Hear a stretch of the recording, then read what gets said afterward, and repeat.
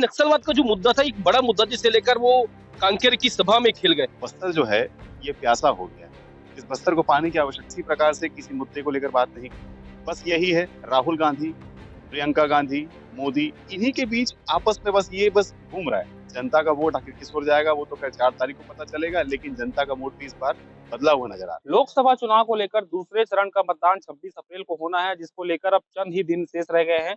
ऐसे में भाजपा की तरफ से प्रधानमंत्री नरेंद्र मोदी, केंद्रीय गृह मंत्री अमित शाह के दौरे लगातार हो रहे हैं।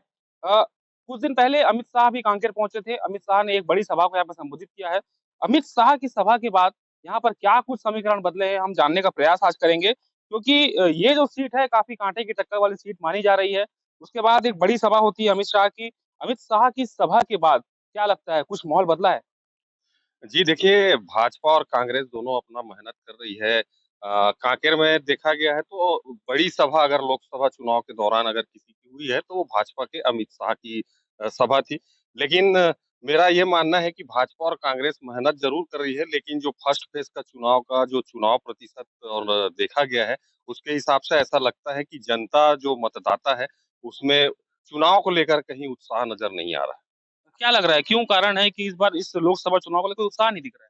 जी देखिए, दोनों पक्ष जो है मतदाताओं को लुभाने का प्रयास कर रहे हैं, लेकिन कहीं न कहीं जो है मतदाता बार-बार चुनाव में होने जैसे विधानसभा भी चुनाव हुआ है, फिर अभी गर्मी के सीज़न में अब लोकसभा चुनाव का आना हुआ है, दोनों ही दल घोषणाएँ कर रही हैं, लेकिन कहीं न कहीं जो मतदाता है वो उनको इन लुभावने चीज़ों से कोई मतलब नहीं है, वो उत्साह में नहीं है।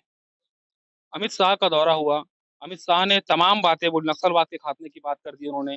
उन्होंने सीए पे बात कर ली, लेकिन बेरोजगारी पर, रोजगार पर कोई बात नहीं हुई। क्या लगता है, युवा उनके इस भाषण से युवा जो है वो इम्प्रेस हुए होंगे? अ, क्योंकि जो चुनाव जो है वो अब मुद्दाविहीन हो चुका है। चुनाव में सिर्फ एक मोदी के चेहरे को लेकर भाजपा चुनाव में उतरी हुई है और कांग्रेस उसको डिफाइन कर रही है। चुनाव में कोई मुद्दा बचा नहीं है।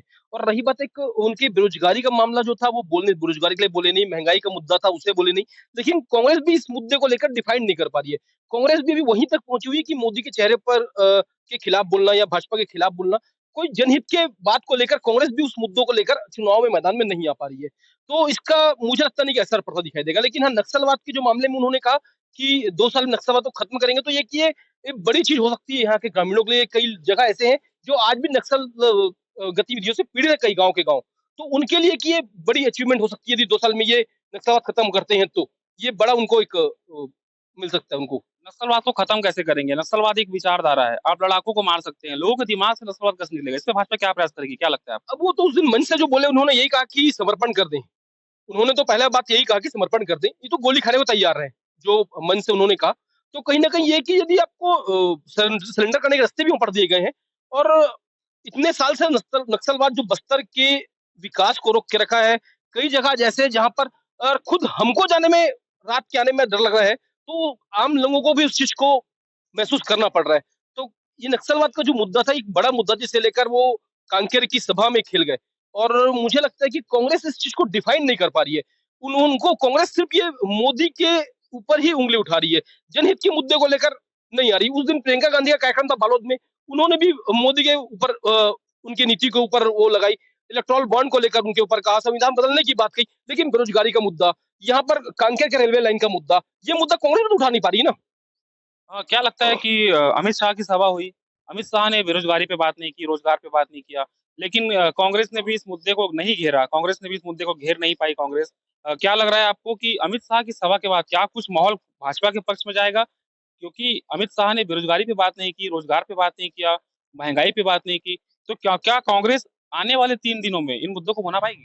देखिए, यहाँ पर तो अगर बात करें तो जो भी राजनीतिक पार्टियां हैं, आरोप-प्रत्यारोप ही चल रहा है। खाली एक-दूसरे पर ये आरोप लगा रहे हैं और सामने वाली जो विपक्षी पार्टी है, वो उसका प्रत्यारोप, यही चल रहा है।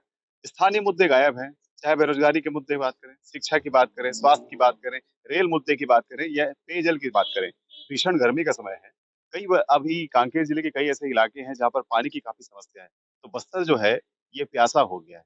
इस बस्तर को पानी की आवश्यकता है। अंदरूनी इलाकों में आप जाएँगे ना तो पानी की इतनी समस्या है कि लोग आज भी झरिया का पानी पीकर बीमार हो रहे हैं। स्वास्थ्य की सुविधा नहीं मिल पा रही है। नक्सलवाद एक बड़ा मुद्दा है। अमित शाह जी यहाँ पर पहुँचे तो नक्सलवाद पे बड़ी बात कही। लेकिन नक्सलवाद खात्मा कैसे होगा? सबसे पहले विकास चाहिए। विकास कैसे पहुंचेगा? तो उस क्षेत्र में आपको सुरक्षा देनी पड़ेगी, कैंप बैठाने पड़ेंगे। कैंप बैठाने के बाद जब वहां पर सड़कें बनेंगी, वहां पे स्वास्थ्य की सुविधाएं मिलेंगी, बेहतर अच्छी सुविधाएं मिलेंगी, तो ग्रामीण जो है, जो ग्रामीणों का ब्रेन वॉश होता है ना, वो ब्रेन वॉश ना होकर वो यही समझेंगे कि हाँ, इस क्षेत्र में विकास अब पहुंच रहा है, सरकार हम तक पहुंच रही है, प्रशासनिक अमला हम तक पहुंच रहा है, तो हम नक्सलवाद का खात्मा अवश्य होगा और हम नक्सलवाद का साथ नहीं देंगे। ये एक बड़ा मुद्दा है। देखिए, अमित शाह जी पहुंचे थे, संख्या उस दिन बेहद कम नजर आई। जो एक संख्या की उम्मीद थी, वो संख्या नहीं थी। लेकिन उन्होंने किसी प्रकार से किसी मुद्दे को लेकर बात नहीं की।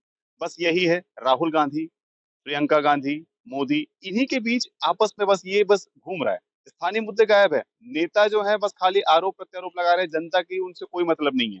आज भी बस्तर में जो चुनाव हुआ था, बस्तर में चुनाव में हमने देखा था कि खाली आरोप प्रत्यारोप ही चल रहा था, स्थानीय मुद्दे गायब थे। कांकेर में भी स्थिति है, स्थानीय मुद्दे टोटल गायब है। आज भी लोग बेरोजगारी की समस्या से जूझ रहे हैं, स्वास्थ्य की समस्या से जूझ रहे हैं, शिक्षा की समस्या से जूझ रहे हैं। रेल लाइन एक बड़ा मुद्दा है, आज तक रेल लाइन नहीं आ पाया। इतने सालों से यहाँ बीजेपी हमेशा शासन करते आई है, बावजूद इसके कोई समस्या का हल नहीं निकला। बस यही है, जीत के आएंगे, जीत कर चले जाएंगे।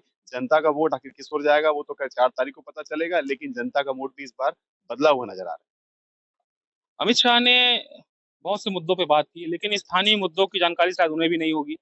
नक्सलवाद के खात्मे की वो बात करते हैं, लेकिन महंगाई का खात्मा कैसे होगा, बेरोजगारी की समस्या का हल कैसे निकलेगा, इस पर उन्होंने कोई बात नहीं की। आपको क्या लगता है कि ये जो नक्सलवाद का खात्मे की बात अमित शाह कर रहे हैं, क्या इसी के बलबूते में कांकेर की लोकसभा सीट भाजपा जीत जाएगी? देखिए, अगर बस्तर की बात करें तो बस्तर का सबसे बड़ा दुर्भाग्य है, बस्तर से 2 लोकसभा सीटें हैं, लेकिन जो केंद्रीय नेतृत्व है या राज्य का नेतृत्व है, बस्तर को लेकर कभी गंभीर रहा ही नहीं। बस्तर हमेशा उपेक्षा का शिकार रहा है। अगर हम बात देखें रोजगार की, तो बस्तर रोजगार की कोई कमी नहीं है। हमारे पास इतने मिनरल्स हैं, अगर उस मिनरल्स का जो रॉयल्टी है, वो अगर हमको 1 साल दे दिया जाए, तो बस्तर की पूरी तस्वीर बदल सकती है। लेकिन रॉयल्टी लेने के लिए केंद्र और राज्य जो है सरकारें हैं, वो ललायत है। लेकिन बस्तर के विकास को लेकर के, महँगाई को लेकर के, यहाँ जो सबसे बड़ी समस्या है नक्सलवाद। आखिर नक्सलवाद पनपा कैसे? आज इतने साल हो गए, कई दशक हो गए नक्सलवाद को लेकर के, हर सरकार आती है, अपने-अपने दावे करती है। अगर हम पूर्व की बात करें तो 15 साल रमन सिंह की सरकार रही, जब रमन सिंह ने काफ़ी दावा किया, लेकिन नक्सलवाद खत्म नहीं हुआ। उसके बाद कांग्रेस को 5 साल का मौका मिला, कांग्रेस ने भी नक्सलवाद पर कुछ नहीं किया। बस ये है कि भाई-भाई आपस में लड़ रहे हैं और जो नक्सलवाद है, उसके आड़ पर राजनीति हो रही है। सत्ता की जो मलाई है, वो राजनेता खा रहे हैं और जो यहाँ के स्थानीय लोग हैं, उनके लिए कोई गंभीर नहीं, चाहे वो आदिवासी हो, चाहे गैर आदिवासी हो, उनके शिक्षा, स्वास्थ्य, रोजगार को लेकर के कोई गंभीर नहीं है। बस ये अपनी-अपनी सत्ता की रोटी बस खाने के बस आते हैं यहाँ पर। और रही बात बस्तर की, तो बस्तर में हमने देखा है, बस्तर की जो हालात है वो आज भी जस का तस है, कुछ भी नहीं बदला बस्तर में। बस्तर में सिर्फ बने हैं तो जो रोड है, वो रोड भी जो बनते हैं तो रोड निर्माण में जो है, इन्हीं पार्टी के जो नेता होते हैं, वही ठेकेदार होते हैं। तो बिल्कुल बस्तर को लेकर के कोई गंभीर नहीं है। और रही बात केंद्र की सरकार की, तो केंद्र में कई सालों तक कांग्रेस की सत्ता रही, कांग्रेस भी गंभीर नहीं, क्योंकि अरविंद साहब उस समय इकलौते राज्य मंत्री थे। उसके बाद कभी बस्तर को नेतृत्व का मौका ही नहीं मिला। और यहाँ देखें राज्य में, तो राज्य से कम से कम लगभग 12 विधायक हैं, लेकिन वो भी कोई गंभीर नहीं है कि बस्तर की विकास कैसे हो। आप केशकाल घाट देख लीजिए, केशकाल की जो समस्या आए दिन की समस्या है, वहाँ लोग, लाखों लोग रोजाना आवाजाही करते हैं, लेकिन केशकाल को देख लीजिए, हर साल हर 6 महीने में मरम्मत काम होता है, लाखों रुपए के टेंडर होते हैं।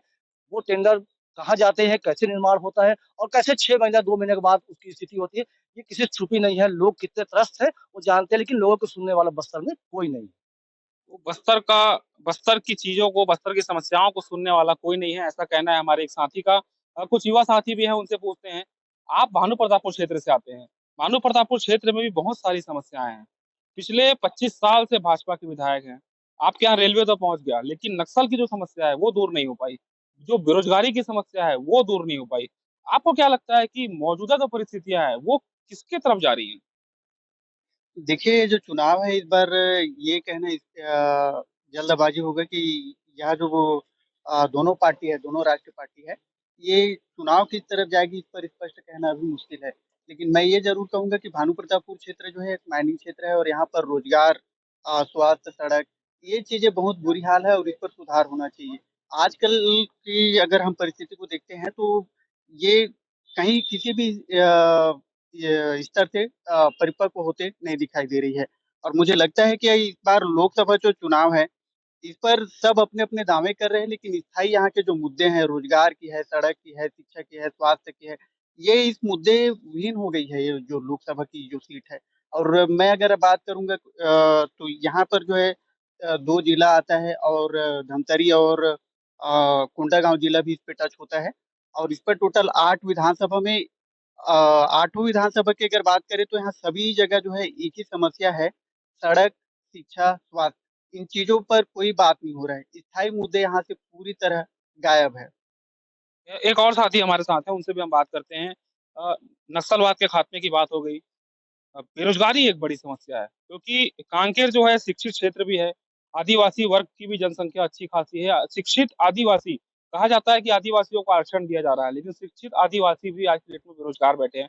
आपको क्या लगता है, इस समस्या को दूर करने के लिए क्या कोई प्रयास होंगे आगे? बिल्कुल, यह केंद्र सरकार की ओर से लगातार यह प्रयास किया जा रहा है कि लोगों को शिक्षा दे रहे हैं, रोजगार की ओर ले जा रहे हैं, लेकिन ज़मीनी हकीकत देखा जाए, स्थानीय यहाँ पर मुद्दे हैं। लोगों को रोजगार देने की बात कही जाती है, लेकिन अधिकतर युवा देखेंगे बेरोजगार ही अभी भी हैं।